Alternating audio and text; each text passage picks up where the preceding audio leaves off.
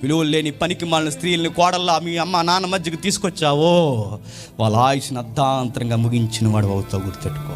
తమ్ముళ్ళారా, అన్నయ్యలారా, మీ అందరికీ చెప్తున్నాను, ఏదో పనికి మాలిన దాన్ని లవ్ చేశాను, అది చేశాను, చెత్త చేశాను, ఏదో పనికి మాలిన విషయం చెప్పి మీ కొంపల్లోకి ఇలాంటి వాళ్ళని తీసుకురాకండి.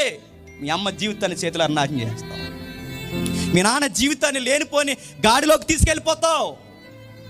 వాళ్ళ పనికి మాలన్న సంగతి నీకు లేటుగా అర్థం అవుతుంది. ఆ టయానికి నీ భార్య పిల్లలని నువ్వు అనుకుంటా, కానీ అప్పటికే నీ తల్లిదండ్రులు రాలిపోతావు. మన తల్లిదండ్రులకు ఉన్న గొప్ప గుణం ఏంటి చెప్పినా, వాళ్ళకి ఎన్ని బాధలు ఉన్నా గుండెల్లో దాచుకుని ఏడుస్తారు తప్ప మనల్ని బాధ పెట్టడానికి ఈ విషయాలు ఏమీ బయటికి చెప్పరు.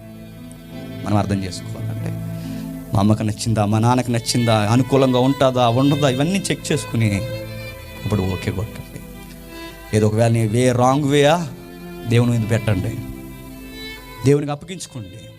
పనికి మాలిన వారిని జీవితంలోకి వస్తానన్నా రావడానికి ఆయన ఒప్పుకోడు, గేటేస్తాడు ఆయన.